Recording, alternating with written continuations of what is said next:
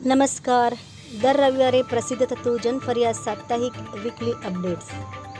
યુપીએમપી સહિત 9 રાજ્યોમાં હીટવેવ, રાજસ્થાન હરિયાણામાં રેડ એલર્ટ.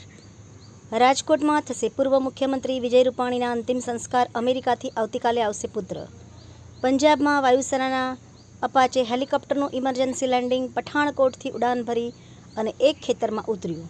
પ્લેન દુર્ઘટના. અલંગના સોસિયા ગામના ભાવિ તબીબનું મોત. મેટ્રિમોનિયલ સાઇટ પરથી લગ્નને બહાને ઇન્દોરની હોટલમાં બળાત્કાર ગુજારનાર વડોદરાનો યુવક પકડાયો. હિંમત નગરપાલિકાના વયનિવૃત્ત કર્મચારીઓને સન્માનિત કરાયા. તંત્રીલેખ. ભારત પ્રોજેક્ટ વિષ્ણુ હેઠળ વિકસિત અદ્યતન હાઇપરસોનિક મિસાઇલનું પરીક્ષણ કરવા માટે તૈયાર. ગ્રેટા થનબર્ગના અપહરણના દાવા પર ટ્રમ્પે પ્રતિક્રિયા આપી કહ્યું કે તેમને ક્રોધ વ્યવસ્થાપન વર્ગની જરૂર છે.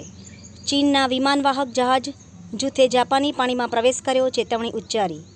ડોનાલ્ડ ટ્રમ્પ અને શી જિનપિંગ વચ્ચે ફોન પર વાત થયા બાદ લંડનમાં અમેરિકા અને ચીન વચ્ચે વેપાર વાટાઘાટો યોજાયો.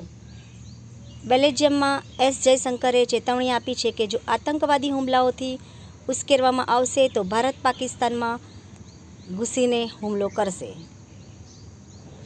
ઇમિગ્રેશન ક્રેકડાઉન સામે આંદોલન. લોસ એન્જલસમાં વધુ તીવ્ર બનતા ટ્રમ્પે 2000 વધારાના સૈનિકો મોકલ્યા. જો હુમલો થશે તો ઇઝરાયેલ ગુપ્ત પરમાણુ સ્થળોને નિશાન બનાવવાની ઈરાનની ધમકી.